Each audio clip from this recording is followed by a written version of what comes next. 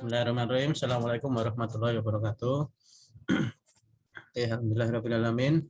Wa bihi nasta'inu ala umuri dunya wa din. Asyhadu an la ilaha illallah wa la syarika lahu wa asyhadu anna Muhammadan abduhu wa rasuluhu. Allahumma shalli ala Muhammad. Bapak Ibu yang kami hormati, marilah kita panjatkan puji syukur kehadirat Allah. Sore ini kita diberikan nikmat silaturahim untuk diskusi sore ya di ITSMI Orda Sleman dalam rangka mengayu bagio berdirinya BPRS Sleman. Mungkin sebelumnya perkenalkan dulu, nama saya Dudi Rosmaradona. Saya salah satu pengurus ITSMI Sleman Orda Sleman bagian ekonomi dan UMKM. Dan sehari-hari saya di Sekolah Pascasarjana UGM di Prodi PIH Perekonomian Islam dan Industri Halal. Hadir 4 narasumber ya sore ini ya, saya sebagai moderator. Mungkin perlu sedikit saya sampaikan 4 narasumber kita sore ini. Yang pertama adalah Pak Afriandi Okta Maulana, MACC PhD ya, beliau adalah komisaris BPRS Sleman sekaligus dosen akuntansi FEB UGM ya Pak. Oke Pak, nggih, turun nggih. Kemudian yang kedua adalah ini senior saya, Pak Dr. Ardhito Winadi, beliau adalah dosen Fakultas Ekonomi UPN Veteran Jogja. Kemudian yang ketiga adalah Pak Rama Widya Sentot, beliau dari BMT Al Ikhwan. Kemudian yang keempat adalah Pak Muhammad Rosyid Budi, SAG, yaitu Direktur BPRS Formes. Nah, ada 4 pembicara kali ini. Monggo nanti kita diskusi bincang santai. Waktu yang disediakan oleh panitia itu sekitar 1,5 jam. Ini mungkin kita sepakati yang 1 jam untuk pemaparan narasumber, mungkin yang 30 menit bisa untuk diskusi. Mungkin kita kurang lebih masing-masing narasumber akan bisa memaparkan atau mendiskusikan seputar kurang lebih 15 menit nih. Mungkin yang pertama kami persilahkan kepada Bapak Afriandi Okta Maulana untuk memberikan pemaparan materinya. Monggo Bapak persilahkan. Nggih, matur nuwun. Assalamualaikum warahmatullahi wabarakatuh. Waalaikumsalam warahmatullahi wabarakatuh. Alhamdulillahirabbil alamin. Assalatu wassalamu ala asrofil mursalin nabiyina Muhammadin wa ala alihi wa sahbihi ajmain wa ba'du. Saya hormati Mas Ahmad Akbar Susamto selaku Ketua Orda ITSMI Kabupaten Sleman, lalu ada Pak Dudi selaku moderator, lalu para pembicara, ada Pak Rosid, ada Pak Ardhito, lalu ada Pak Rama.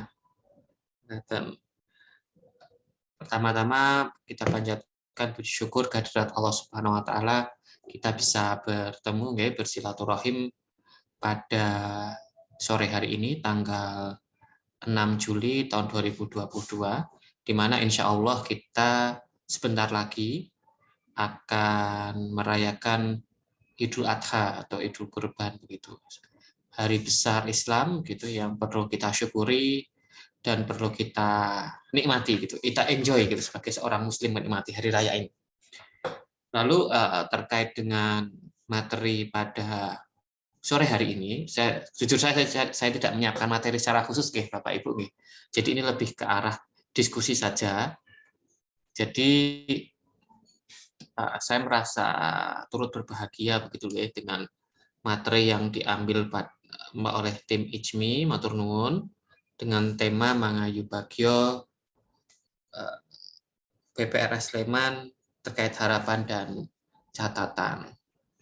Perlu kita syukuri Bapak Ibu semua dan peserta Zoomiyah pada ITSMI pada sore hari ini, bahwasanya kalau kita flashback ke belakang, jadi sejarahnya tahun 2000 kurang lebih 2 tahun pemerintah Kabupaten Sleman itu mengurus perizinan BPRS Kabupaten BPRS Sleman yang alhamdulillah sudah terbit izin prinsipnya pada bulan lalu, pada bulan Mei yang lalu.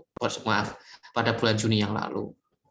Dinamika yang kita hadapi sudah sangat kompleks nih Bapak Ibu nih, mengingat pendirian BPRS baru itu Pak Rosid bisa bercerita nanti itu nggak mudah begitu. Tidak mudah dengan dinamika-dinamika yang terjadi, baik dari dinamika terkait pengurusan izin tentu saja, karena yang perlu dipersiapkan adalah tentu yang pertama adalah perizinan, di samping itu adalah permodalan dan lain sebagainya. Aspek perizinan itu ada aspek yang paling utama terkait dengan kegiatan operasional bank, karena ya secara bisnis kita harus mengacu pada regulasi pemerintah bahwa regulasi perbankan diatur dan harus mengikuti aturan dari Otoritas Jasa Keuangan yang dulu acuannya adalah Bank Indonesia lalu menjadi bagian dari Otoritas Jasa Keuangan. Di sana proses 2 tahun adalah proses yang kalau orang bilang itu exhausted gitu ya Pak Rosid ya. Exhausted itu bahasa Indonesianya Bapak Ibu pasti tahu ya. Melelahkan gitu bagi para pendiri begitu, kuasa pendiri baik dari segi Pemda, bagi para pemegang saham, karena pemegang sahamnya kan buatan full 100% Pemda, 75% Pemda dan 25% ada masyarakat umum gitu. Exhausted itu apa ya? Karena setelah setoran modal diberikan, setelah 2 tahun itu duitnya nggak bisa dipakai gitu Bapak Ibu. Jadi kan nanggung ya, nanggung gitu. Jadi mandek gitu, mandek itu ya otomatis nggak berjalan. Sehingga ketika nanti perusahaan ini berdiri, ya sekarang sudah berdiri mendapatkan izin operasional, otomatis harapannya bisa segera take off nih. Begitu take off itu ya tentu saja strategi take off ketika turunnya izin operasional itu harus ada strategi ya Bapak Ibu ya. Gitu. Kalau orang perbankan pasti ngomongnya RBB begitu. Rencana bisnis bank gitu. Rencananya tuh Bank Syariah Sleman itu BPRS Sleman itu mau ke arah mana gitu. Mau ke arah mana itu mau ngapain sih? Ya, itu pasti pertanyaan besar ya Bapak Ibu ya. Pertanyaan besar bagi kita semua. Karena memang kalau kita melihat begitu aspek secara bisnis, BPRS Sleman itu menjadi salah satu bank dengan modal inti terbesar ya kalau kita ibaratkan ya. Kalau ukuran BPRS kalau ukuran BPRS terbesar di DIY dengan modal pertama di store cukup tinggi gitu sekitar 21 miliar. Sehingga harapan kami juga bisa mengkapitalisasi begitu secara bisnis. Mengkapitalisasi itu tentu saja strategi utamanya adalah dengan apa? Ya dengan bekerjasama dengan stakeholders berkepentingan begitu. Kalau secara bisnis, siapa saja berkepentingan dari segi bisnis itu kan otomatis pengen profitable ya, tapi di satu sisi juga dia harus bekerja sama dengan stakeholders itu pemegang kepentingan yang ada di wilayah perbankan gitu. Misalnya kerjasama dengan bank umum, lalu kerjasama dengan sindikasi, lalu target marketnya juga harus jelas. Insya Allah kami akan selalu optimis ke Bapak Ibu terkait dengan rencana bisnis perbankan BPRS Sleman, dan memang target kami ya kalau yang namanya bisnis itu kan pasti targetnya harus terdiversifikasi. Terdiversifikasi itu ada skala prioritas, ada skala yang diutamakan dan lain sebagainya. Pangsa pasar sindikasi perbankan, lalu pangsa pasar kerjasama, lalu market UKM itu menjadi salah satu yang cukup menonjol kalau dari segi strategi bisnis bank BPRS Sleman ini ke depan. Kalau kita sadari secara data itu potensi pembiayaan begitu nggak Bapak Ibu? Kita bilang potensi pembiayaan, lalu potensi kerjasama, kolaborasi antar bank itu menjadi sangat penting. Apalagi di era yang mendatang, pasca COVID ini menjadi endemi. Kan sekarang Jakarta naik PPKM level 2 gitu. Kita harap ya Jogja jangan sampai begitu, tetap segini aja gitu. Dengan meningkatkan Bapak Ibu booster ya. Lalu perkembangan ekonomi kan sekarang kita bisa melihat ya Bapak Ibu ya. Bisa melihat gitu dengan macetnya Jalan Magelang. Mungkin Pak Rosid itu sekarang merasakan macet itu di Jalan Kitogati gitu. Nggak bisa lewat ke sana itu dari Denggung ke arah Palagan itu ditutup jalannya karena mau diperlebar. Kalau lewat Denggung itu pasti bottleneck gitu. Bottleneck itu macetnya wis pokoknya nggak bisa mungkin kalau orang-orang yang nggak berwisata kerep suloyo gitu Bapak Ibu. Tapi kita harus ambil hikmahnya. Dengan tumbuhnya pariwisata, dengan tumbuhnya bisnis macetnya Jogja, maka ekonomi sektor informal itu akan tumbuh signifikan.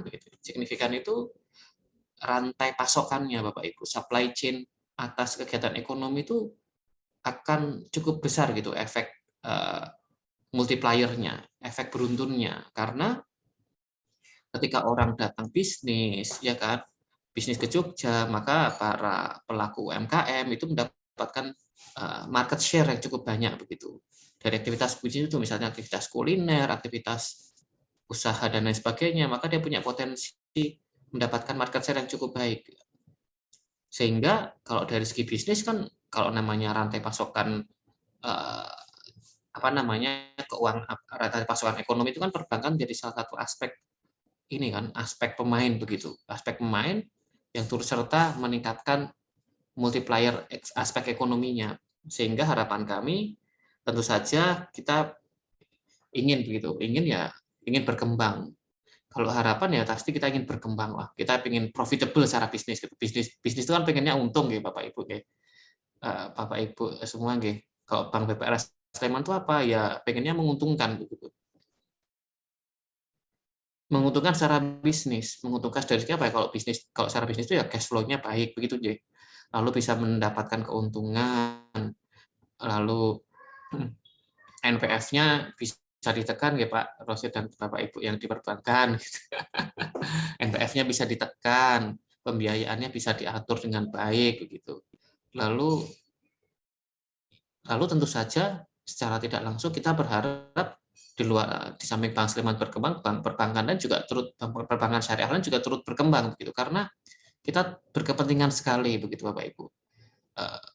Perbankan syariah kita itu bisa berkembang dengan optimal. Saya pernah melakukan riset dulu tahun 2015 nih bersama Prof. Mahfud Solihin. Ketika itu kita melakukan analis data terkait dengan seberapa besar jumlah aset yang kita miliki begitu. Itu sudah cukup lama sih, saya belum pernah update terkait hal ini ya. Seberapa besar jumlah aset yang kita bandingkan yang kita miliki gitu ya, bank syariah yang kita miliki berbanding dengan perbankan konvensional BPR. Itu masih cukup jauh sekali Bapak Ibu. Sehingga PR kita sangat besar gitu, sangat besar terkait dengan bagaimana sih perbankan syariah itu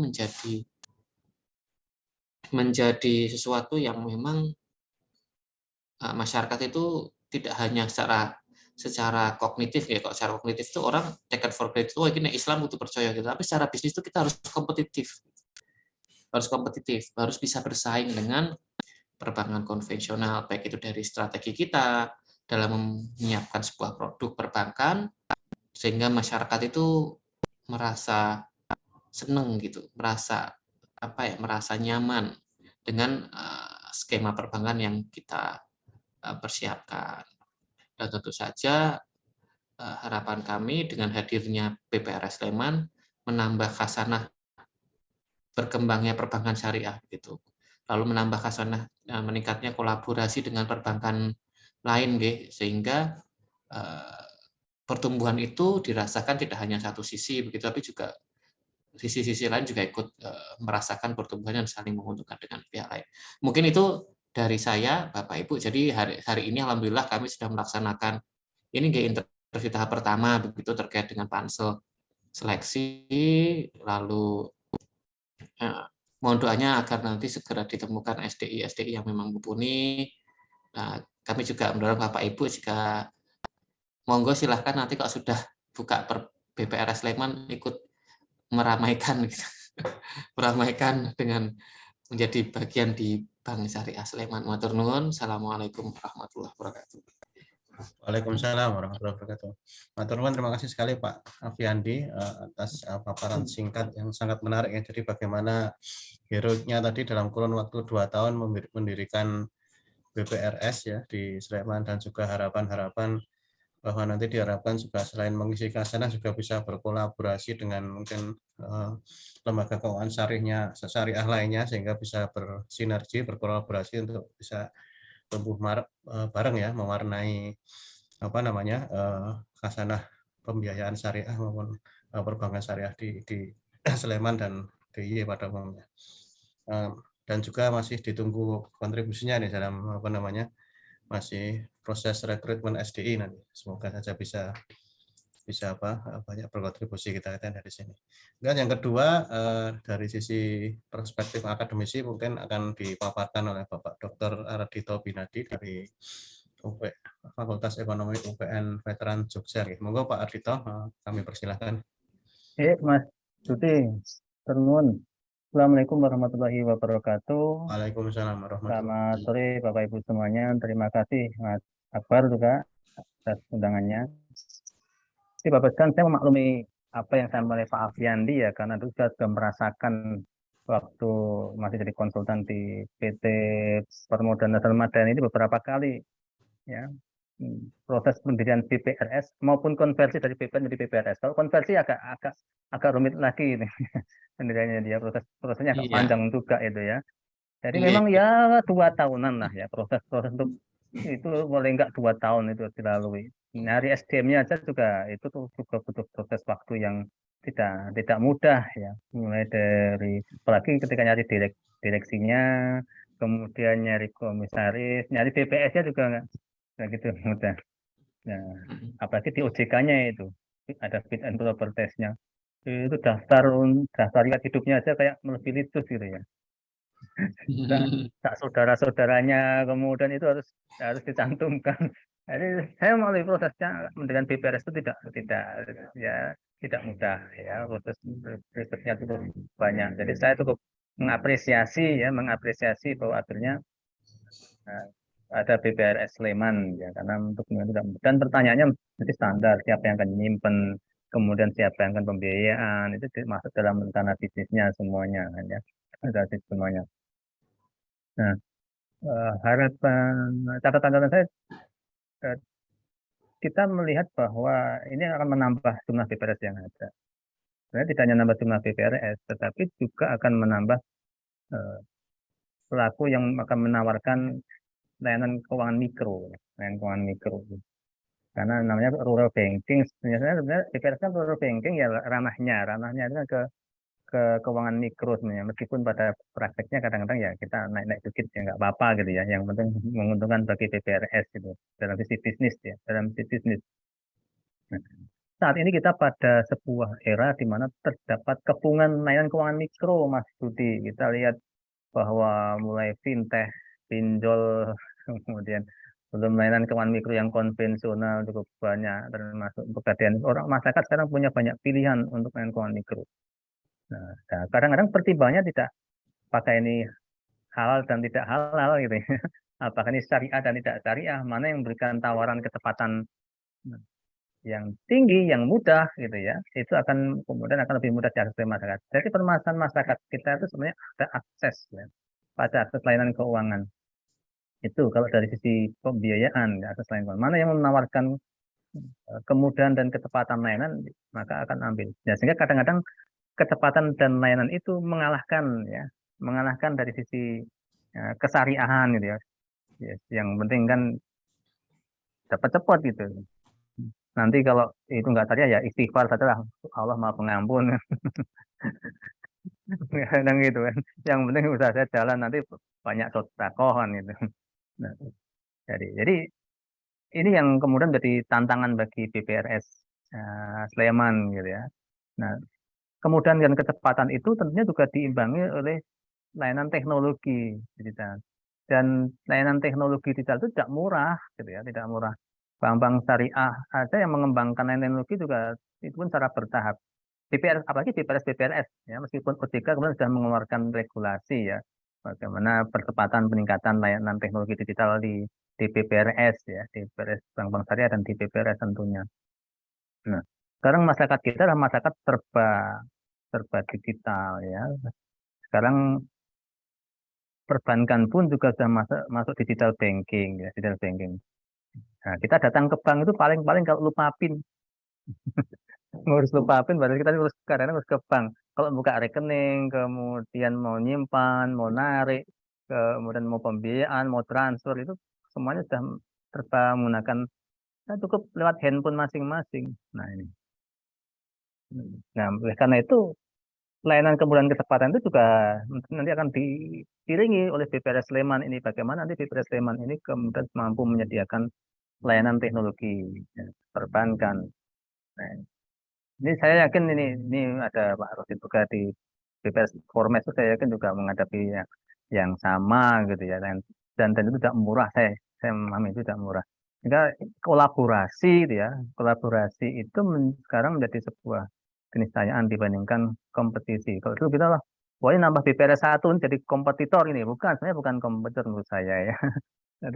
Tapi kalau kita jadi kolaborator, ada teman baru ini bisa, sehingga pengembangan teknologi bisa disangga bersama-sama. Itu kalau masing-masing kemudian membuat layanan teknologi digital sendiri, saya yakin itu cukup berat mengganggu operasional. Nah, kalau kemudian biaya operasionalnya sudah tinggi, nah maka akan dikonversi gitu kan ya, akan dikonversi ke dalam margin ya, dalam dan margin murabahnya atau nisbah bagi hasilnya, sehingga equivalent rate-nya jadi tidak kompetitif lagi gitu ya dengan layanan keuangan mikro yang lain.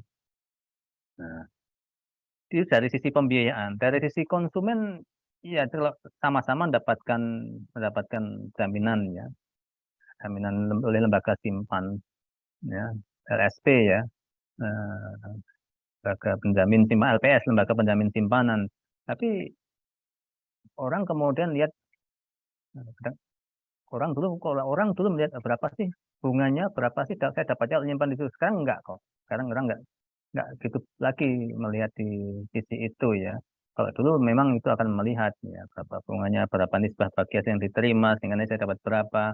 Nah, orang sekarang tidak melihat itu. Orang melihatnya lebih pada bagaimana layanan keuangan yang diberikan oleh BPRS itu. Tentunya di rencana bisnisnya BPRS Sleman itu sudah ada siapa sih kemudian target sasaran konsumennya, kemudian termasuk target sasaran layanan pembiayaannya. Ya, saya tadi berharap sebenarnya Mas Ardiandi memaparkan itu ya, menceritakan siapa target konsumennya, tapi paparan target konsumen nanti jangan-jangan ditangkap oleh BPS Formes ini. Nah, sehingga mungkin disimpan Tangkap itu, disimpan Mas Rama, Pak. sama ya. Mungkin disimpan dulu mungkin ya, mungkin sasaran itu disimpan dulu oleh BPRS Sleman ya. Tapi insya Allah kita sebagai penggiat ekonomi syariah tentunya sangat menyambut gembira ini. Oleh karena itu, yang ketiga terkait dengan tata kelola ini, tata kelola. Meskipun BPRS baru, ya BPRS Sleman itu baru, tapi saya yakin di level manajemennya middle up ya, menengah dan ke atas ini bukan orang baru di perbankan saya yakin. Karena syaratnya kan mesti ada pengalaman ya. Karena apakah di BPRS yang lain atau di bank yang lain kan mesti comot, nggak mungkin dari baru yang middle up itu ya, level middle up. Bukan orang yang baru di perbankan syariah saya pikir. Nah, sehingga diharapkan manajemen middle up ini ya, dari tengah ke atas ini memiliki kultur ya, memiliki kultur yang lebih baik lah, tata kelola BPRS yang lebih baik ya, sehingga bisa menunjukkan bahwa BPRS Sleman ini memiliki difference yang lainnya. Nah, saya sebenarnya meyakini bahwa tidak ada yang tidak bisa dilayani oleh layanan keuangan syariah. Ya, kalau kita mau yakini bahwa Islam itu sudah sempurna ya, sudah sempurna aturannya, sehingga sebenarnya setiap kebutuhan masyarakat itu bisa dijawab oleh layanan keuangan syariah gitu ya. Hanya kadang-kadang kemudian yang terbatas adalah ya re-engineering produk-produk kita gitu ya. Re-engineering produk-produk keuangan syariah itu kadang masih terbatas. Akhirnya ya murabah lagi ya, 70% ke atas murabah. Apa saja dimurabahkan gitu ya. Sehingga mohon maaf ini BMT tanda kutip ya, bukan Baitul Mal Batamil, tapi bank murabah terus gitu ya. Murabah terus, karena apa-apa dimurabahkan itu ya. Ini BMT tanda kutip ya, bukan Baitul Mal Batamil ini, tapi bank murabah terus. Nah ini kenapa? Karena biasanya ada keterbatasan terkait dengan pengembangan produk. Jadi sebenarnya dibuat list lah, kita mulai membuat list mengembangkan produk-produk layanan keuangan syariah yang itu bisa menjawab kebutuhan masyarakat. Selama BPRS Sleman ini mampu menjawab kebutuhan masyarakat, saya yakin akan mendapat tempat di masyarakat Sleman ya, di masyarakat Sleman, dan banyak orang yang akan ikut memanfaatkan. Bukan tidak berbondong-bondong ke Sleman ya nanti mengkhawatirkan yang lain, tapi nanti menambah pilihan lah, menambah pilihan layanan keuangan gitu ya. Punya segmen yang tersendiri, ada yang irisan dengan BPRS lain, tapi saya juga berharap ada irisan tersendiri yang itu menjadikan kelebihan atau keunggulan dari BPRS Sleman ini. Ya, mudah-mudahan ada ya apa sih keunggulan BPRS Sleman ini. Nah, ya, itu barangkali beberapa catatan saya ya Mas Budi ya, supaya nanti lebih banyak ke diskusi mulai dari proses pembiayaan, kemudian simpanan, kemudian tata kelola, kemudian tadi yang adalah bagaimana kita membuat reengineering produk-produk syariah yang mampu menjawab kebutuhan masyarakat. Sehingga masyarakat punya pilihan, oh enak loh kalau bertransaksi dengan BPRS Sleman itu cepat, mudah, layanannya Islami gitu ya, sambungnya dengan baik. Asal sambungnya jangan kayak robot. Selamat datang atau Assalamualaikum, selamat datang, tapi wajahnya tidak menunjukkan Assalamualaikum dan selamat datang. Ya sebuah robot. Jadi kulturnya harus dibangun ya, senyum, sapa, dan salam ya. Nah, itu senyum, sapa, dan salam ketika ini. Tapi senyum, sapa, dan salam itu kan kalau datang ke bank gitu ya. Ya, masih ada segmen masyarakat kok yang tetap ke perbankan. Tapi meskipun sebagian banyak masyarakat yang sudah tidak datang ke bank lagi. Nah, artinya BPRS Sleman bisa lebih efisien saya pikirnya kalau mempunyai teknologi. Tapi saya lagi saya teknologi tadi tidak murah, perlu kolaborasi saya yakin. Demikian Mas Budi dan Bapak Ibu sekalian. Matur nuwun. Ya, matur nuwun Mas Ardhito. Jadi ini cukup banyak harapan dan catatan dari beliau. Jadi dari yang pertama tadi mengapresiasi berdirinya dalam kurun waktu 2 tahun ya tidak mudah, kemudian dan juga tantangan di era digital ini ya saya kira mungkin sekarang bank digital, jadi bahkan untuk memulai itu pun kita hanya sekedar buka aplikasi kemudian diupdate secara bertahap itu, sehingga ini menjadikan harus kita siap ya, terutama dalam berkolaborasi pengembangan teknologi yang ini tidak murah tentunya digital nih. Dan juga tadi ada poin penting tadi, jadi ada juga kreativitas untuk mengembangkan produk pembiayaan sehingga tidak semuanya itu murah terus ya, jadi bisa yang lain yang lebih tepat dan menjawab kebutuhan masyarakat. Kita lanjutkan narasumber yang ketiga dari BMT Alifwan, ini Pak Rama Widya Sempat, sebagai mungkin nanti calon mitra yang akan berkolaborasi. Monggo silahkan Pak Rama, kami persilakan waktunya.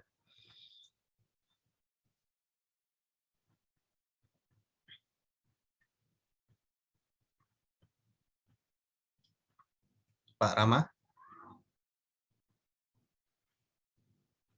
apakah monitor? Sepertinya.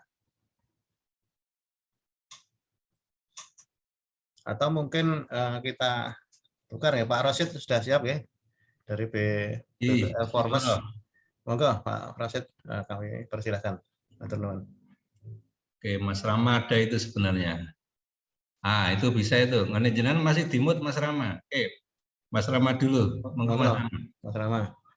Assalamualaikum. Ngapunten nih saya di lokasi. Waalaikumsalam. Rakernas ini sempat mati listrik nih barusan.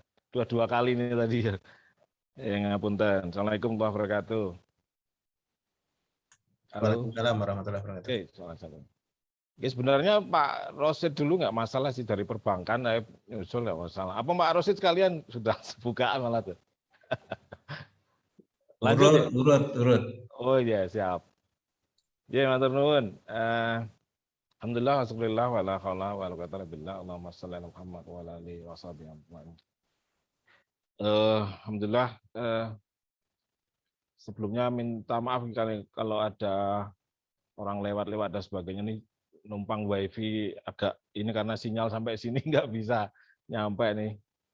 Ya, tentang BPRS Sleman, harapan dan catatan tadi disampaikan Pak Afiandi dan Pak Ardhito. Yang pertama, kami mengucapkan selamat nih dari kami atas berdirinya BPRS Sleman. Kalau saya sempat agak cari browsing sedikit tentang Sleman tadi, mulai 2019 kalau nggak salah sudah mulai rekrutmen, dan 2023 ini, 22 ini sudah bisa mulai operasional dengan rekrutmen karyawan sepertinya ya. Kalau disampaikan tadi Pak Ardhito tadi middle up ini pasti pengalaman ya. Kalau BPRS pastinya pengalaman ya, sertifikasi. Yang sempat saya cari tadi di data OJK tadi ada 12 BPRS di Jogja kalau per Maret 2022. Tapi data kabupaten tadi baru ada 5 ya, per 2017, tapi nggak update datanya. Jogja ini 4 besar keberadaan BPRS di Indonesia. Setelah Jawa Barat, Jawa Tengah, dan Jawa Timur. Prinsipnya berarti yang di Jogja ini termasuk yang paling banyak, terutama di Sleman seperti ini. Nah ini kan berarti memungkinkan irisannya juga bersinggungan dengan lembaga yang syariah yang lain. Kalau saya lihat tadi ada, ya karena 2017 baru ada 5, nih nggak tahu yang sekarang yang di Sleman sudah ada berapa, enggak, karena nggak ada datanya. Kalau dari harapan seperti yang sampai Pak Ardhito juga tadi, bahwa kalau banyak beririsan dengan lembaga lain, harapannya kan bisa bersinergi, bisa kerjasama dengan lembaga syariah yang lain. Tidak berarti memang, kalau apalagi lembaga keuangan syariah mestinya bisa sinergi dalam pembinaan dan pemberdayaan masyarakat. Kalau segi bisnis nggak selesai-selesai, karena pasti bisa saling mengakuisisi kan. Bisa. Ya nggak selesai-selesai nanti, wah ini Dunarego kira-kira gitu, malah kayak bakul Bringharjo gitu. Padahal Bringharjo itu nggak ada etika ini ya, nggak masalah, itu biasa aja dalam hal bisnis. Tapi harapannya tidak ada yang dirugikan, terutama masyarakat, karena kami yang di UMKM ini, mikro itu ya tidak tambah berdaya mereka, tapi malah kokean utang jadi bangkrut, rugi semua gitu. Akhirnya menang-menangan cepet-cepetan eksekusi, kira-kira gitu. Nah, karena banyak beberapa yang, kalau masyarakat siapa yang tadi sampaikan, siapa yang cepat, siapa yang bisa dilayani dan sebagainya. Akhirnya kan konsep kapitalis itu kan jadi agak nggak sinkron dengan cita-cita atau maqasid syariah yang diharapkan. Terputus sebenarnya koneksinya nih.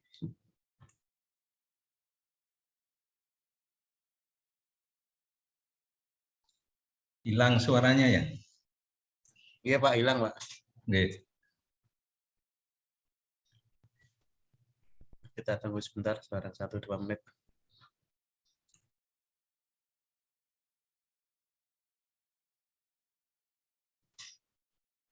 Oke, sepertinya agak cukup lama gini.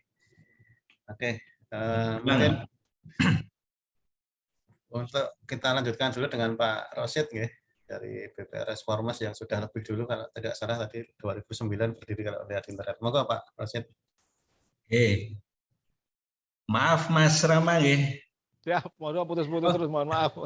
Nah ini sudah. Yeah. Assalamualaikum warahmatullahi wabarakatuh. Waalaikumsalam warahmatullahi wabarakatuh. Alhamdulillahirabbil wassalatu wassalamu ala anbiya'i wal mursalin. Allahumma shalli wa sallim ala Muhammad wa ala ali Muhammad.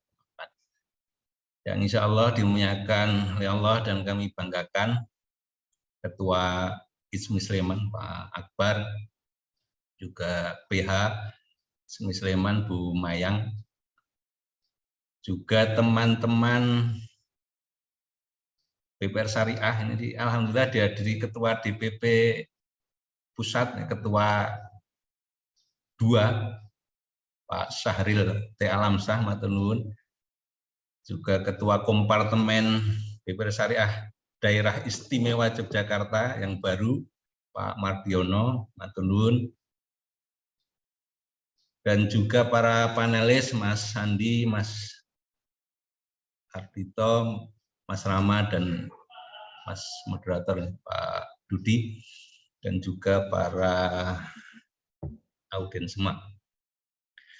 Oke. Biasanya dimulai dengan pantun, tapi saya belum minta bocoran pantun ke Pak Sahril tadi. Tolong dibuatkan pantun Pak Sahril. Oke. Jadi kalau di relasi dulu nih, relasi ISMI sama BPR Syariah itu kuat itu nih. Yang bergabung di BPR Syariah kompartemen DIZ itu yang lahir dari rahim ISMI aja ada 2 itu nih. 1 BPR Syariah Margi Rezeki, 2 BPR Syariah yang di Banjarmasin Berkah Gemadana. Kemudian person-personnya itu teman-teman BPR Syariah kebanyakan juga dari personil ISMI gitu. Jadi contoh umpamanya Mitra Amal Mulia ada Pak Mahyudin gitu kan, kemudian HIK MCI ada Pak Edi Swadiamid dan lain-lain. Jadi hampir semuanya itu ada personal ISMI. Nah, jadi relasinya sangat kuat. Ini dari BPR Syariah Margi Rezeki juga hadir yang pertama diinisiasi oleh ISMI, Pak Ahmad Rianto. Oke, itu yang pertama. Kemudian yang kedua, kami sampaikan data dulu ya. Biasanya teman-teman dari cendekiawan kan menyampaikan data. Ini data perbandingan antara perbankan syariah dengan perbankan. Ini termasuk BUS, UUS, juga BPR Syariah. Jadi dari sisi aset itu 10 triliun 500. 10 triliun setengah. Nah, kalau akumulasi aset perbankan di daerah istimewa Yogyakarta itu 97,5 triliun. Oke. Share-nya berapa? Share-nya 10,77. Nah, kemudian untuk dana pihak ketiga, ini share-nya antara Bank Syariah dengan perbankan lain 10,74, hampir sama dengan share aset, yaitu sejumlah 8 triliun 6. Jadi kalau di perbankan DIY itu 82,2. Kemudian pembiayaan, nah ini unik, pembiayaan itu datanya perbankan di DIY 50 miliar. Kemudian untuk perbankan syariah 5,7 miliar. Jadi 11%. Nah, uniknya itu terkonsentrasi kebanyakan di kota sama Jogja, di kota sama di Sleman. Di Sleman sebarannya untuk BPR Syariah ada 5, Mas Rama, benar tadi yang disebutkan. Jadi ada Danaku Syariah, ada Mitra Amal Mulia, ada Formes, ada Cahaya Hidup. Mudah-mudahan dalam waktu singkat nanti Bank Sleman menjadi nomor 6. Gitu. Nah, pengalaman kita dari izin prinsip ke izin operasional, izin usaha itu paling cepat 3 bulan. Paling lama ada yang meninggal, artinya tidak bisa diurus izin usahanya karena dinamika beberapa hal. Gitu. Ketika yang menengah 6 bulan. Gitu. Nah, nanti harapannya Mas Andi bisa mengakselerasi 1 bulan, nah, jadi apa namanya, jadi catatan tersendiri gitu. 1 bulan. Itu. Ketika saya di Purbalingga itu izin prinsip hampir 3 tahun gitu nih, karena pergantian direksi di tengah jalan. Izin prinsipnya sudah ada, tapi ke izin usahanya itu hampir 2 tahun, jadi mereka hampir 4 tahun. Ketika kita masuk di PKK, teman-teman itu kita 6 bulan itu nih. Nah, Formes sendiri 9 bulan. Sebenarnya 6 bulan selesai, tetapi waktu itu ada regulasi baru Undang-Undang Perbankan Syariah 2008 kaitannya dengan perkreditan diganti pembiayaan. Itu enggak mudah itu, ternyata sampai Depkumham dan lain sebagainya sampai 6 bulan itu ngurusnya itu, yang sebenarnya 3 bulan sudah selesai. Nah, itu pun SDM kita sebenarnya waktu itu sudah siap. Kemudian waktu tercepat BIP, mudah-mudahan Mas Bank Syariah Sleman juga nanti bisa menjadi rekor gitu. Kita kalau rata-rata itu di RBB biasanya ditulis 18. Kalau teman-teman ada yang 9 bulan, kalau Formes waktu itu 3 bulan, Pak. Jadi berjalan maksudnya, berjalan BIP-nya. Kalau BIP akumulatif 9 bulan. Oke, ibaratnya Bank Syariah Sleman ini kalau diberatkan pewayangan seperti anaknya siapa itu? Prabu Pandu sama Dewi Kunti. Harapannya begitu. Jadi Bimo atau Werkudara. Jadi tidak usah belajar jalan, tidak usah macam-macam, bisa langsung terbang gitu nih. Karena sejarahnya saya baru dengar, baru tahu gitu nih. Kalau modal di store itu terbesar ya Bank Syariah Sleman ini 21,5 gitu kalau tidak salah ya. Kalau Formes dulu hanya 1 miliar. Yang sebelumnya yang terbesar itu Indonesia hanya 8. Padahal di POJK-nya Sleman itu sama kota masuk zona 2, jadi 6 miliar itu sebenarnya menurut peraturannya gitu ya. Tapi kenyataannya dinamikanya Mas Andi tadi sampai kelelahan itu ya. Kaitan dengan itu. Oke. Kami sampaikan selamat ke Bank Syariah Sleman itu ya.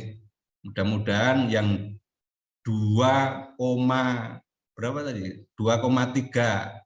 bulan 24 tambah 3 27 bulan itu menjadi penyemangat. Jadi seperti ini, seperti berhenti di rest area kemudian bisa jalan lagi nggih. Izin usahanya 3 bulan lah selesai nggih. Insyaallah. Oke. Insyaallah. Amin. Oke. Kemudian yang kedua, sebenarnya yang disusun oleh regulasi kaitannya dengan roadmap perbankan syariah 2021 sampai 2025 itu mencerminkan apa yang sedang dilakukan sekarang ini. Di antaranya adalah penguatan identitas perbankan syariah. Jadi saya punya harapan, satu, keunikan perbankan syariah itu nanti bisa melekat ya, atau Bank Syariah Sleman menjadi pelopor untuk keunikan Bank Syariah ya, terutama di produk ya, tadi disinggung oleh Pak Ardhito, murabahah itu kan. Itu kalau murabahah kan enggak unik gitu kan. Karena sudah jamak. Nah, saya yakin nanti dengan entitasnya itu sangat memungkinkan untuk melakukan produk unik itu. Umpamanya istisna atau salam itu nih. Untuk pengadaan perumahan di entitas Bank Syariah Sleman, pemuda ataupun karyawan-karyawan dan sebagainya, dan masyarakat gitu ya. Nah, yang kedua berkaitan dengan modal di store ya. Saya kira itu modal paling besar itu sekarang. Jadi kalau modal inti terbesar di Yogyakarta itu HIK MCI. Modal inti itu terdiri dari modal di store dan modal-modal lengkap lainnya itu. 17 miliaran itu. Nah, Bank Syariah Sleman luar biasa, di setor saja sudah 21,5. Mudah-mudahan ini menjadi penguat gitu nih. Oke, kemudian dengan hal tadi modal kuat, mudah-mudahan Bank Syariah Sleman menjadi ya pelopor itu nih, pelopor di DIY itu nih. Jadi ya sehat, stabil, resilient, tumbuh gitu kan, dan seterusnya. Oke, kemudian yang ketiga berkaitan dengan membangun ekosistem entitas antar lembaga keuangan syariah itu sendiri, minimal itu, atau syukur-syukur bisa membangun ekosistem syariah di DIY di daerah istimewa Yogyakarta. Nah, yang sudah kita bangun itu dengan teman-teman kompartemen BPR Syariah daerah istimewa Yogyakarta itu ada beberapa hal. Harapannya Bank Syariah Sleman nanti ikut bergabung. Jadi ada kita buat semacam lembaga likuiditas itu, baik Jateng DIY atau DIY Solo. Ini kita ada. Kemudian yang kedua, kita ada produk bersama, tabungan berhadiah, kita launching hari Senin kemarin, nasional. Kemudian yang ketiga, melakukan pendidikan bersama secara berurutan untuk meningkatkan kapabilitas baik di level pengurus ataupun di level eksekutif atau pejabat ataupun karyawan. Jadi secara bergiliran se-Indonesia itu sudah ada jadwalnya per DBW tiap bulan. Harapannya Bank Syariah Sleman dapat bergabung untuk bersama-sama membangun sinergi ini dengan kita. Oke. Kemudian untuk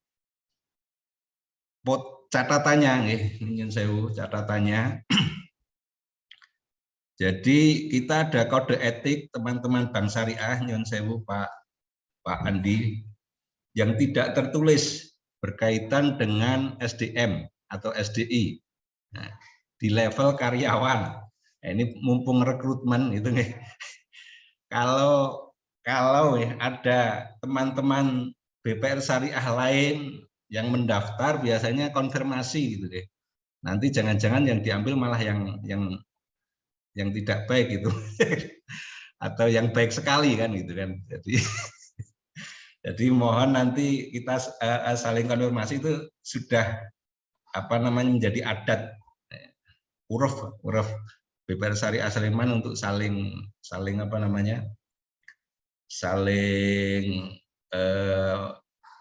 mengerti, memahami kaitannya dengan itu. Oke. Terakhir sebelum penutup harapannya wal akhiratu khairum minal ula. Jadi akhir itu lebih baik daripada awal. Jadi mudah-mudahan nanti walaupun tadi kuat ya nyun sewu, modalnya kuat, mudah-mudahan di akhirnya pun menjadi Bank Syariah yang sangat kuat gitu nih. Oke, sebelumnya nyun sewu, kami diberi waktu mungkin 2 menit ya untuk memperkenalkan Ketua kami Kompartemen BPR Syariah Yogyakarta, Pak Mardiono nyun sewu. Pak Mardi? Oh, oke. Kalau tidak ada kita cukupkan ya, nanti kita lanjutkan dengan diskusi. Waktu kami kembalikan pada Pak Dudi. Monggo Pak. Baik, matur nuwun Pak Rosid. Mungkin dari Pak Rama ada yang kelewatan disampaikan, monggo. Silakan lagi untuk barangkali ada yang belum tersampaikan. Silakan Pak. Oke, matur nuwun, kesempatan kesekian ini, mohon maaf ini biar repot karena lokasi ini kami di Tawangmau lagi rakernas. Jadi sinyal pun nggak sampai kamar pinjam baik. Oke, lanjut saja ke semoga nggak putus ya. Kalau tadi sampaikan teman-teman tadi Pak Andi, Pak Ardi dan Pak Rosid, kami mungkin langsung ke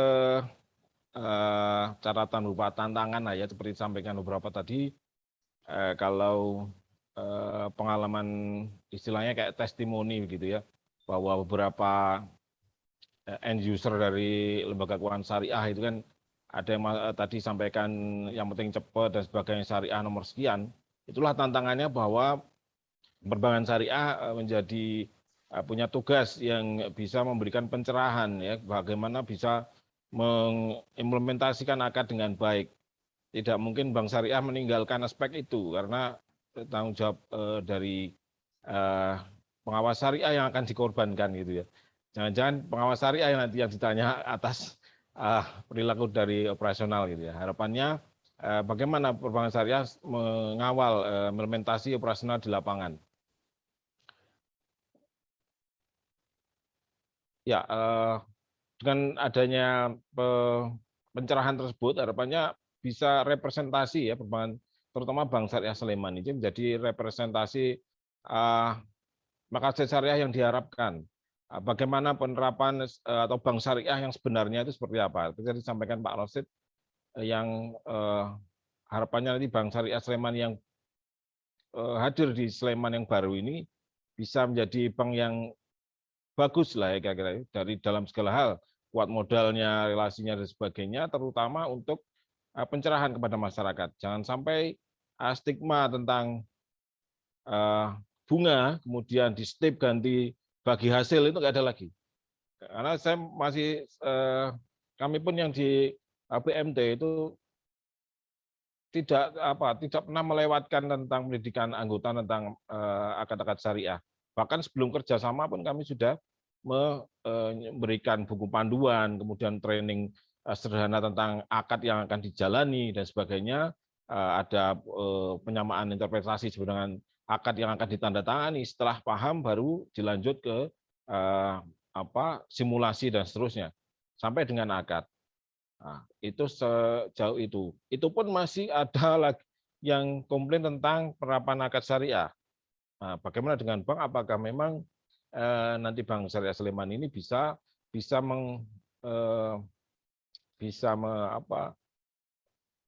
menekan tentang resiko-resiko tentang penyimpangan akad syariah tersebut. Karena tadi sampaikan ada bank merubah terus dan sebagainya, itu ya memang karena keterbatasan regulasi dan sebagainya ya monggo itu kan. Tapi bisa disiasati lah tentang akad syariah, karena kami juga pernah bekerja sama dengan lembaga keuangan yang bekerja sama dengan kami ketika menyalurkan pembiayaan. Target waktu itu mudharabah, musyarakah ya, ada beberapa lembaga yang targetnya nggak tercapai juga tetap waktu itu memang sedang turun ya, semua industri trennya turun dan tetap ditagih dengan equivalent rate yang diharapkan. Nah, prinsipnya kami nggak masalah kalau memang itu akadnya bukan syariah, kami setuju, baru konsekuensinya kami paham. Tapi karena akadnya mudharabah atau musyarakah, mestinya ada nisbah yang digunakan. Kalau memang ditagih, apa gunanya ada nisbah dan seterusnya gitu kan. Walaupun kami paham target equivalent rate setahun sekian gitu kan. Nah, terbukti di akhir akad atau di akhir tahun kami bisa capai bahkan lebih. Nah, ketika lebih pun nggak ada kembalian ke kami gitu. Kira-kira targetnya waktu itu 16% gitu. Kami bisa sampai 18, itu nggak ada kembalian. Itu asumsinya begitu. Jadi akad syariah hanya menjadi seperti tadi, bank merubah terus dan sebagainya. Akhirnya pukul rata jadi kayak flat gitu. Nah, itu salah satu tantangan dari lembaga baru yang timbul bahwa bagaimana bisa memberikan pencerahan dan sekaligus pemberdayaan bagi umat gitu. Apakah bisa memberikan manfaat, apa bisa lebih mewarnai daripada perkembangan bahkan syariah yang ada. Kira-kira itu saja ya, sebelum putus lagi nih sinyalnya. Ya, kira-kira itu saja, kurang lebih mohon maaf. Assalamualaikum warahmatullahi wabarakatuh. Waalaikumsalam warahmatullahi wabarakatuh. Terima kasih Pak Rama. Tadi sekian banyak harapan dan sepertinya banyak besar harapan untuk BPRS Sleman tadi, sampai diibaratkan apa dalam wayang itu mungkin nggak lagi Gatot Kaca ya, tapi lahir sebagai Wisanggeni ngobrak-abrik kayangan gitu kan. Jadi karena modalnya 21,5 M tadi itu sepertinya itu menjadi sesuatu yang sangat diharapkan bisa membuat mewarnai ya, seperti tadi menjadi trendsetter untuk yang syariah compliant tadi, sehingga tidak merubah lagi tapi mungkin dengan produk yang lebih kreatif harapannya. Baik, selanjutnya kita buka sesi diskusi nggih. Monggo Bapak Ibu yang ingin menyampaikan harapan, catatan ataukah pertanyaan kepada keempat narasumber kita, mungkin bisa raise hand.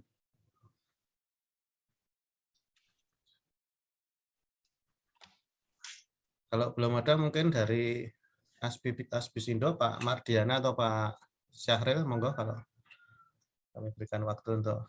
Monggo Pak Syahril sepertinya yang sudah siap di on cam. Baik, bismillahirrahmanirrahim. Assalamualaikum warahmatullahi wabarakatuh. Waalaikumsalam. Salam. Bapak dan Pantun dulu. Oh, pantun dulu. Ya. Anak raja makan tomat. Oke. Siap. Tomat dimakan waktu isoman. Siap. Kami ucapkan selamat kepada BPRS Sleman. Iya, mantap. Tepuk tangan. Saya mau bicara ini aja lah, pengalaman lah teman-teman yang ngelola BPRS ini. Pak Andi ya kalau nggak salah tadi yang saya nggak tahu Pak Andi direksi mungkin ya, yang saya nggak ikut tadi yang Pak Andi sampai.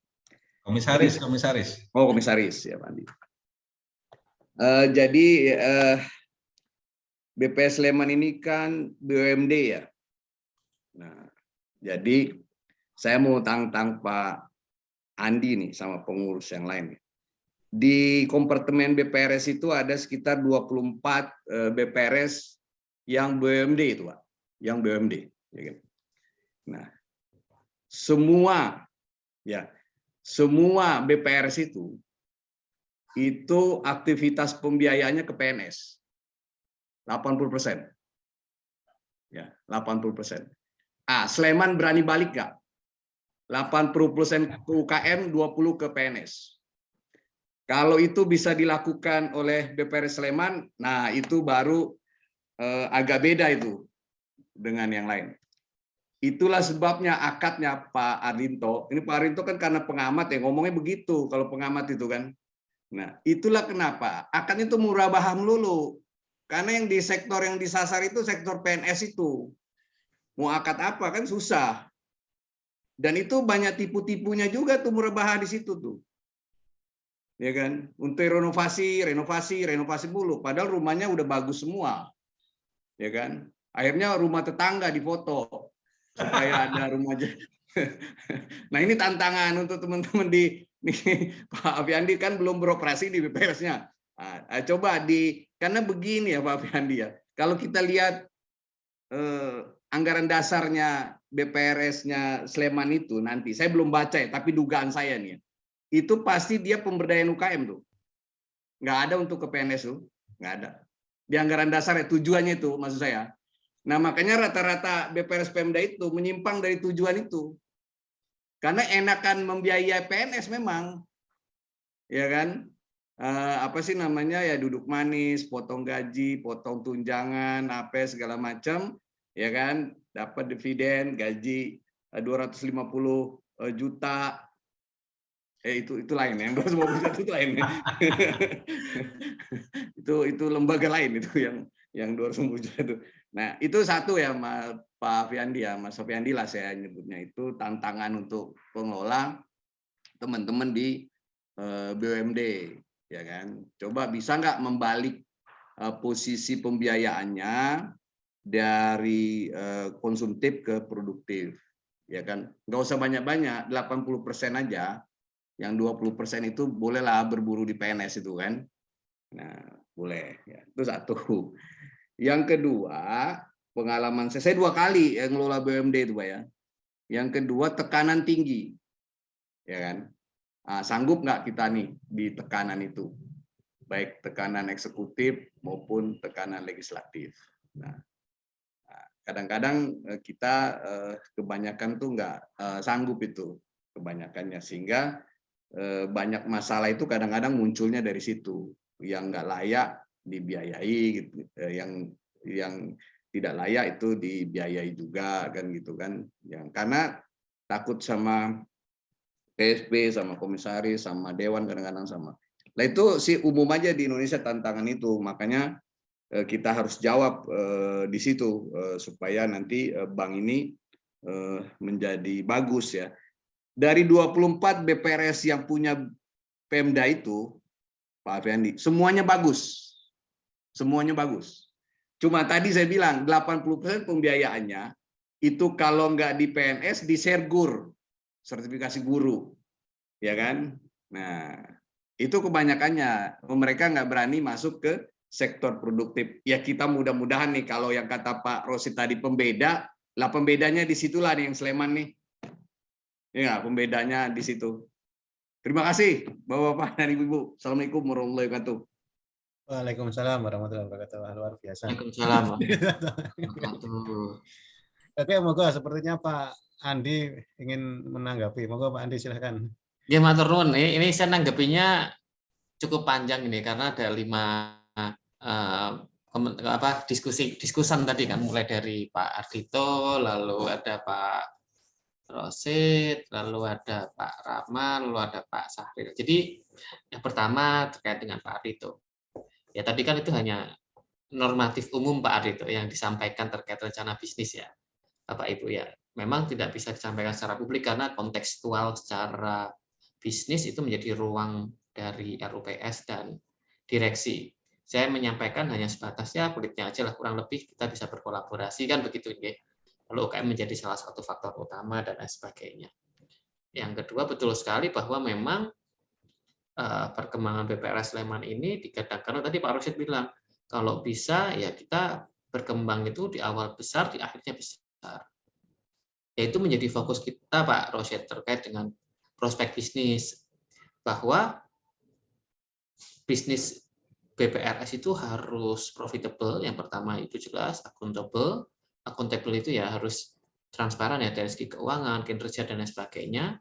Lalu yang selanjutnya adalah dia bisa sustainable. Gitu. Sustainable itu ya dia secara bisnis sustain, itu berkembang dan sustain, gitu. Berkembang berkelanjutan gitu, secara positif. Nah, memang PR-nya adalah ya karena kita modalnya tadi cukup besar, otomatis kita dituntut untuk bisa berkolaborasi begitu ya Pak Rosid ya. Kita juga dari konteks SDM memahami begitu apa yang dirasakan oleh Pak Rosid tadi gitu. Nanti ngambil dari teman-teman kita nih gitu ya. Ya, karena memang kalau kami pada prinsipnya memilih SDM yang mampu dan capable sesuai dengan tuntutan dari ini nggih, RUPS nggih, pemegang saham nggih Bapak Ibu nggih. Kalau kita diminta untuk lari kencang, ya kita insya Allah harus memilih SDM yang mampu. Bukan berarti tadi harus mengambil dari sana-sini ya. Dalam konteks ini, beliau-beliau ini mungkin ada yang daftar gitu. Karena saya tidak ngapali satu-satu ya. Saya jujur saja tidak ngapali satu-satu ini dari mana gitu, mboten nggih.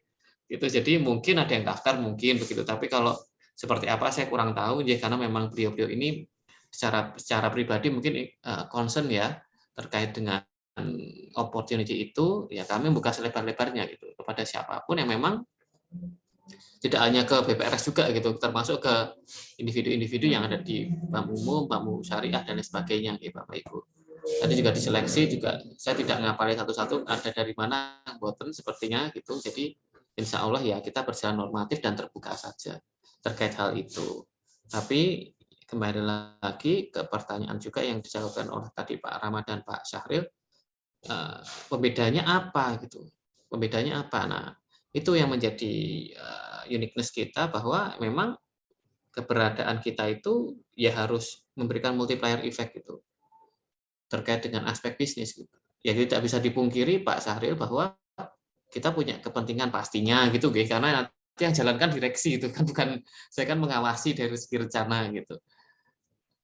Kalau mungkin gitu skema pembiayaan yang akan mereka pilih ya mungkin akan terkait dengan opsi PNS atau pembiayaan apapun itu, sepanjang itu memang profitable dari segi bisnis dan itu menguntungkan, ya mungkin akan diambil oleh direksi begitu ya, dan tim gitu. Tapi bukan berarti itu menjadi skala tadi 80% harus ke sana ya. Saya belum tahu, belum bisa memastikan gitu Pak Syahril, karena di rencana bisnis pun juga fokus utama itu kan harus ada prioritas ya, termasuk karakteristik pembiayaan yang kita ambil begitu. Kalau kita membicarakan terkait bank baru berdiri misalnya begitu ya, Pak Rosid dulu pertama berdiri apakah langsung melancarkan pembiayaan model ini nggak Pak Rosid, apa namanya, pembiayaan level PNS? Tentu saja kan ada target BIP ya Pak Rosid ya, yang perlu dilakukan, target operasional, apakah nanti opsinya sindikasi atau loan dengan sistem yang lain, itu kan jadi fokus yang berbeda Pak Syahril. Sehingga memang tujuan RPP atau tujuan rencana bisnis atau tujuan kegiatan bisnis Bank Sleman ini dalam artian ya kalau dari rencananya termasuk fokusnya ya mana yang paling menguntungkan gitu, menguntungkan dari aspek tadi gitu, karena terus libur itu harapannya bisa elevated lah. Elevated itu kita bisa berkreasi, kita bisa berkolaborasi, kita bisa bekerja sama dengan pihak-pihak yang berkepentingan terhadap pertumbuhan perbankan begitu ya, perbankan syariah gitu, dengan BPRS lah, BPRS, lalu kita bisa pembiayaan sehingga tadi harapan pemegang saham itu tentu saja bisa memberikan dampak yang baik begitu ya, positif dari segi cash flow, arus kas, dan pembiayaannya lancar dan bisa menekan NPF-nya. Begitu Pak Dudi. Oke, baik. Terima kasih Pak Andi. Ya, tadi mungkin ini apa ya, semacam informasi dari komisaris ya. Jadi, tetap ini ada di direksi. Oke, moga kita lanjutkan diskusi selanjutnya, masih ada waktu sekitar 20 menit nih. Silakan Bapak Ibu bisa raise hand dan langsung saja menyampaikan pendapat atau mungkin pertanyaan pada 4 narasumber. Pak Arianto tadi sempat resen tuh. Monggo silakan.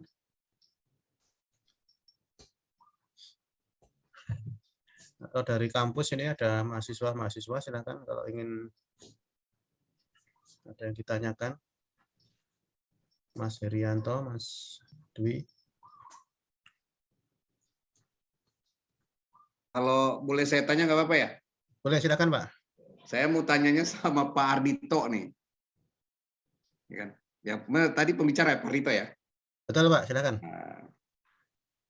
Kita ini kan praktisi ya Pak Ardito kan, Bapak kan mungkin akademisi atau apalah, saya kurang tahu nih ya. Jadi gini, kan Pak Ardito itu tadi suka menyebut bank murah-baha terus gitu loh. Ya kan? Kan suka disebut bahwa ini bank murah-baha, bank seluruhnya murah-baha, kan begitu kan? Nah, padahal murah-baha itu syariah loh Pak. Ya kan? Nah, ada apa dengan murah-baha? Kok nggak boleh gitu loh di perbankan syariah? Ya kan? Nah, kenapa itu murah-baha dipersoalkan? Kalau kita kan sesuai syariah dia produknya. Nah, karena ini sering dilontarkan sama pengamat-pengamat bahwa kita ini bank yang dulu BSM itu singkatannya bank apa Pak ini bank semua murah-baha. Nah, semua murah-baha gitu kan. Nah, jadi kita ini yang dari praktis ini suka tanya, emang kalau murah-baha kenapa? Nah, itu pertanyaannya kan. Kenapa nih kalau murah-baha? Kira-kira Pak Ardito. Karena murah-baha itu yang paling gampang dan paling mudah konsekuensinya itu. Nah, sekarang kenapa kalau murah-baha gitu loh? Betul. Nah, Betul. makasih Pak. Monggo langsung. Langsung ya Mas Dudi ya? Monggo langsung saja. Ya, Mas Syaril. Itu memang benar yang Pak saya itu di dalam banyak pertemuan-pertemuan yang saya ikuti juga ya Pak Syaril ya. Itu selalu muncul dan sampai sekarang masih muncul. So sah-sah saja murabah itu syar'i itu ya. Itu memang syar'i. Hanya yang dimaksud kemudian sebenarnya sama dengan yang dimaksud Pak Syahril tadi, coba sekarang dibalik ya. Yang 80% produktif menggunakan akad-akad pengembangan produk ya, musyarakah, mudharabah gitu ya. Tapi saya memaklumi juga sebenarnya ya bahwa yang resiko yang paling kecil ya bagi lembaga keuangan syariah itu yang menggunakan murabah paling mudah menghitungnya. Kemudian dari sisi tingkat resiko itu juga lebih rendah dibandingkan menggunakan mudharabah apalagi gitu ya. Itu dari sisi dari sisi operasional perkembangan keuangan syariah ya bisa dimaklumi. Tapi dari ke depan mestinya piramida itu mulai digeser gitu ya, mulai digeser dengan pengembangan produk-produk ya, jasa kan sebenarnya sudah mulai banyak ya kalau kita lihat di bank syariah yang lain itu. Saya sebenarnya juga sudah mulai jadi ngoreksi juga nih Pak Syahril. Saya juga mulai jadi DPS di BPRS itu Pak Syahril. Jadi ketika saya mulai ngoreksi akad-akad itu pengajuan saya kadang tanya, ini bisa nggak ini kemudian ini disilahkan saja lah, kan jelas misalnya kebutuhan untuk renovasi rumah kan bisa pakai istisna misalnya gitu ya, istisna. Kemudian misalnya apa nih, ini mau punya hajatan hajatan ya bisalah pakai istisna, kalau paling jangan merubah lagi lah supaya ada variasi-variasi produk dan akadnya gitu ya, sehingga kita akan, saya yakin image itu semakin lama akan semakin tergeser gitu ya. Tapi yang penting tadi saya sebenarnya mau saya garis bawahi bahwa yang membedakan lembaga keuangan syariah kita ini, terutama BPRS saya pikir ya, dan BMT mestinya ya, itu adalah selain sebagai financial intermediary, kita juga sebenarnya juga bisa sebagai social intermediary, bahkan religious intermediary gitu ya. Karena di situ kita memiliki makosid yang berbeda dengan lembaga-lembaga keuangan konvensional, memberikan literasi keuangan syariah kepada masyarakat ya. Sehingga menjadi pembeda betul kita bahwa kalau mengajukan pembiayaan ke BPRS gitu ya, itu memiliki ya rasa yang berbeda ketika dengan lembaga keuangan konvensional ya, apalagi sama-sama bank syariah dengan BPRS juga ada perbedaannya. Gitu Pak Syahril. Terima kasih Pak Ardhito. Jadi saya menangkap maksudnya Pak Ardhito mungkin ya. Jadi kalau ini saya sebagai sama-sama hanya pengamat bukan praktisi, kalau menggunakan skema syirkah itu kan probabilitas untuk ke sektor real itu menjadi bisnis real lebih besar daripada kalau murabah itu bisa lebih bocor ke ASN yang 80% tadi katakan. Masa iya kita pembiayaan ASN pakai yang konsumtif pakai syirkah kan nggak mungkin gitu kan. Jadi maksudnya mungkin itu tadi tantangan, sehingga nanti harapannya juga harapan ke UMKM tadi yang untuk bisnis real itu lebih gede piramidanya, sehingga multiplier effect-nya itu jauh lebih besar. Mungkin seperti itu barangkali. Kalau monggo silakan, ada lagi yang ingin menyampaikan. Ini ada dari Perindang Sleman, mungkin barangkali. Saya izin masuk, Pak. Ya, silakan Mas Heri, silakan. Melanjutkan diskusi yang soal pertanyaan dari Pak Syahril tadi, muncul soal pertanyaan, apakah karena dominasi akad murabah yang ditawarkan oleh pihak lembaga keuangan syariah dalam hal ini BPRS itu disebabkan dari internal pengelola lembaga tersebut yang mungkin lebih condong lebih agresif dalam menawarkan ke nasabahnya menyodorkan produk-produk yang menggunakan akad murabah. Karena kita contoh misalkan saat kita ke bank itu kita langsung disodorkan beberapa produk, kemudian dijelaskan akad-akadnya nanti masnya akan maunya produk apa, kemudian akadnya seperti ini. Dugaan saya sebagai orang awam, apa kemungkinan besar ya dari pihak BPRS juga ketika mencari nasabah, mereka juga lebih condong mempromosikan akad murabah itu sendiri ketimbang akad-akad lain, seperti itu. Apakah seperti itu ataukah bagaimana? Kemudian yang kedua, tadi saya sempat mendengarkan, kurang tahu ini narasumber yang mana, menyebutkan bahwa perkembangan BPRS itu lebih condong di wilayah Jawa. Tadi Jawa Tengah, Jawa Timur, Jawa Barat, dan Jogja, kalau nggak salah. Nah, yang saya tanyakan, pertumbuhan yang tinggi itu yang terjadi di wilayah Jawa itu sebenarnya apa yang paling mensupport. Kenapa di wilayah misalkan di Sulawesi lah, contohnya di Sulawesi Selatan, yang dimana itu juga kultur Islamnya juga cukup tinggi, tapi di sana perkembangan BPRS juga masih kelihatan nampak rendah. Saya tidak tahu datanya bagaimana, tapi ketika mendengar tadi 4 besar itu ada di wilayah Jawa. Jadi penyebabnya apa saja yang bisa mendorong wilayah tertentu untuk mendirikan BPRS itu sendiri. Terima kasih. Oke, terima kasih Mas Heri. Moga ini sepertinya lebih pas dijawab oleh praktisi ya. Moga yang dari Ormas atau Jadi Pak Rosyid katanya data tadi ya. Oke, Moga Pak Rosyid silakan. terima kasih Mas Haryanto. Nanti yang pertanyaan nomor 2 pasnya yang jawab Pak Sahril. Jadi persis datanya ada di beliau, sebarannya dan lain sebagainya. Hanya catatannya yang pertanyaan nomor 2 tadi, kita sebenarnya pengen Jogja itu diperluas, jadi Joglo Semar umpamanya, Jogja, Solo, Semarang Raya, Jogja, Solo Raya, Semarang Raya. Karena Jogja ini sangat sempit. Ini di RDP dengan rapat dengar pendapat dengan OJK juga sering kita sampaikan. Karena BPR Syariah itu tidak boleh melewati provinsi. Nah, itu kan padahal kue tadi disampaikan kan, share market atau kue di DIY ini kan sangat kecil gitu kan. Oke, nanti mungkin teman-teman dari akademisi bisa juga menyuarakan itu. Jadi tidak hanya jadi perlulah Jogja, Solo Raya, Semarang Raya. Jadi bukannya itu lebih luas lagi gitu kan.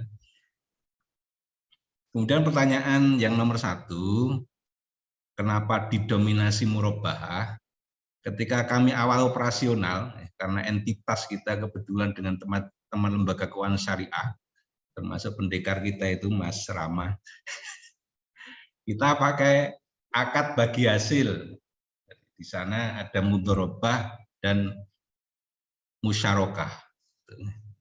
Tapi ketika kita lihat regulasinya berkaitan dengan prinsip bagi hasil, ini tidak mendorong kita untuk melakukan prinsip itu.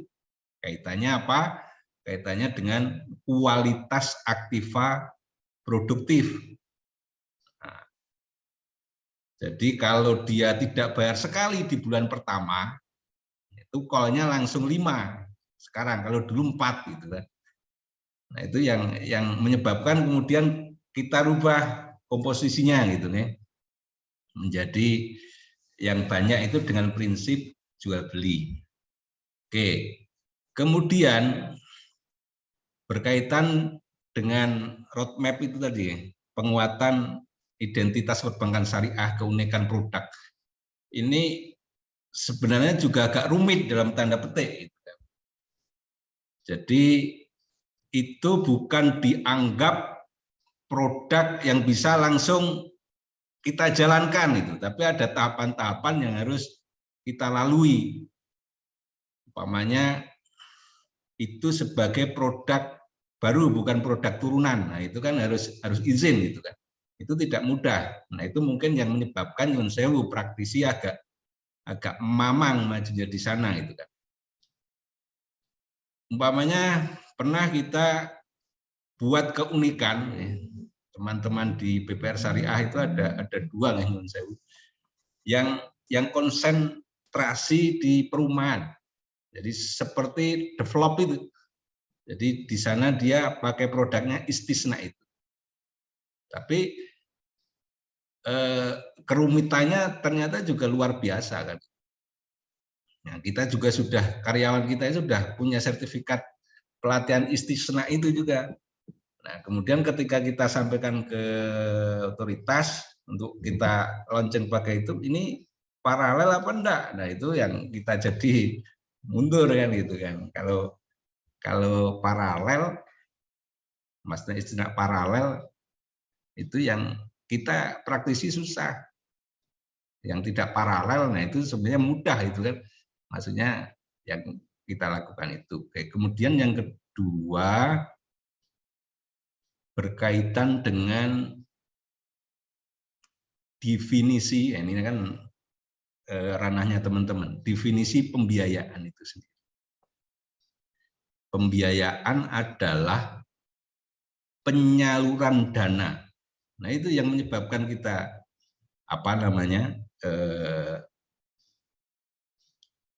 keunikan itu agak tidak bisa kita laksanakan kan itu. Harusnya di sana yang murabah kan jual beli murabah gitu. Musyarakah sirkah. Ijarah mumtahiyah tamlik sewa gitu.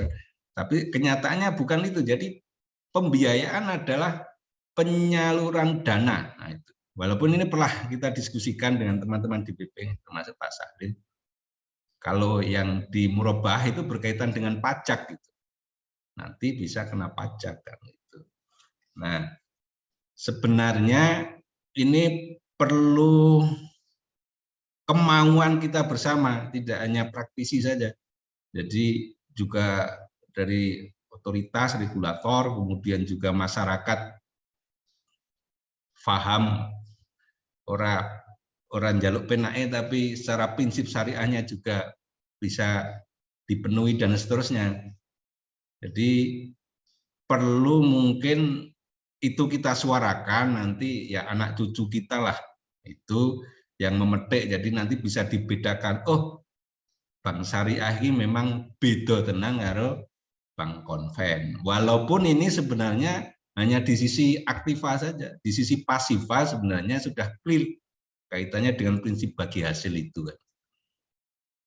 Itu jawaban kita Mas Haryanto. Pak Sahril atau Pak Mardiana mungkin menambah ini. Mau Pak Sahril dulu. Silakan Pak Sahril. Makasih Pak Haryanto. Jadi BPRS seluruh Indonesia itu sekarang 165 BPRS. 70%-nya itu berada di Pulau Jawa memang.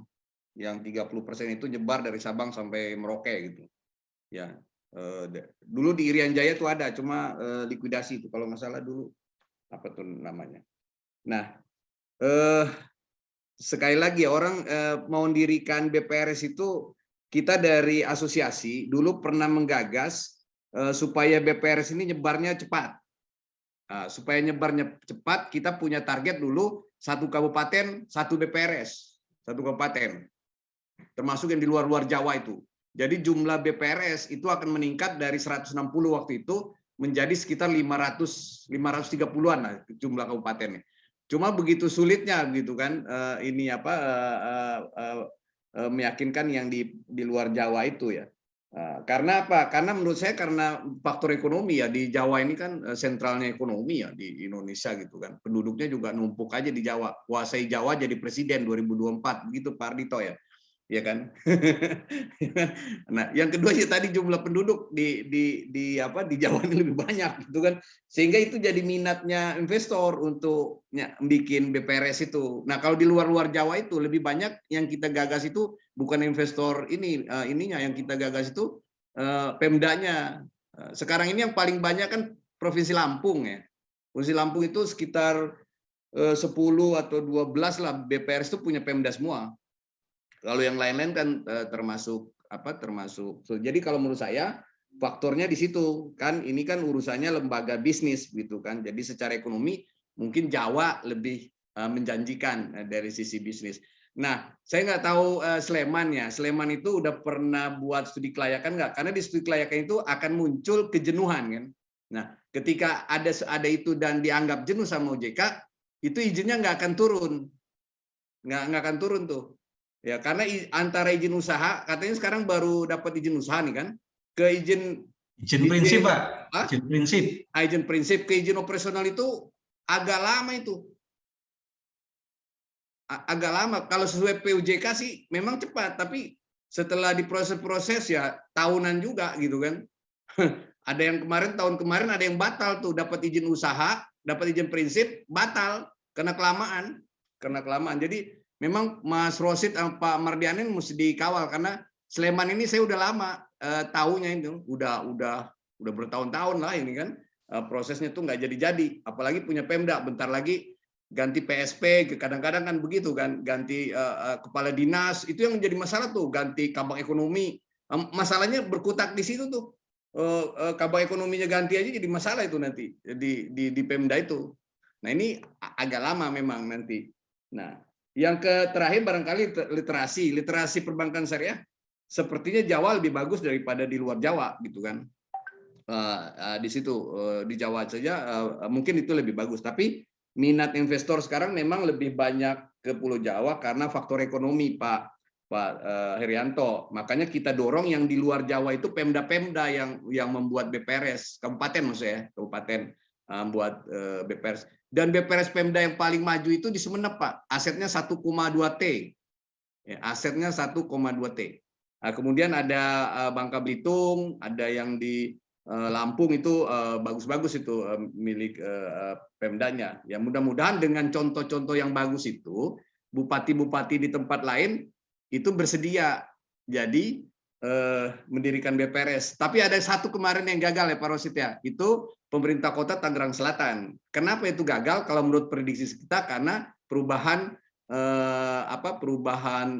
kepala daerah. Jadi kepala daerah yang sebelumnya itu nggak kepilih, yang baru nggak nerusin. Nah, sekarang batal tuh.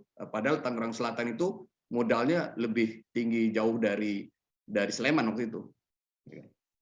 Barangkali itu penjelasannya Pak Herianto. Makasih Pak Herianto. Oke, terima kasih Pak Syahril. Luar biasa ini, jadi ada insight tentang perkembangan perbankan syariah.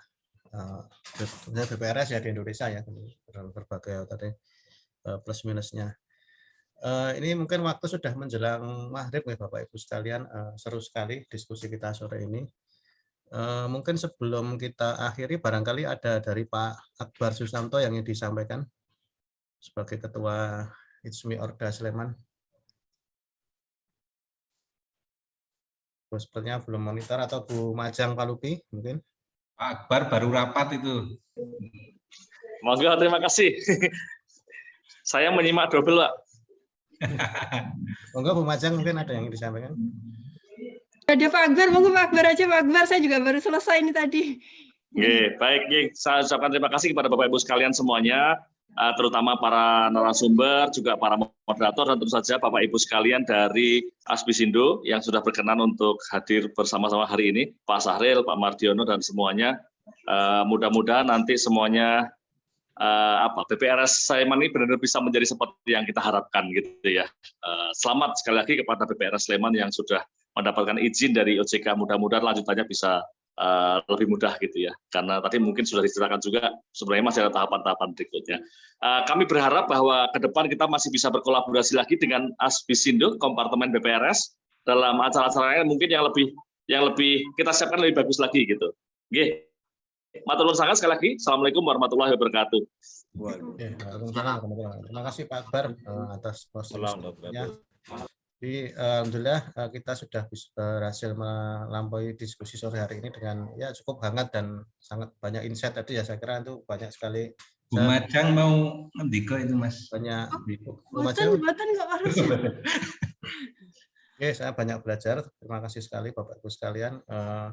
Ya kita sesuai dengan yang Pak Akbar katakan tadi, semoga BPRS Sleman ini bisa menjadi sesuatu yang ya harapan kita semua ya, jadi lahir seperti tadi kalau di wayang Gathotkaca atau Wisanggeni yang membawa iklim sejuk dan positif bagi lembaga keuangan syariah di Sleman ataupun di DIY pada umumnya.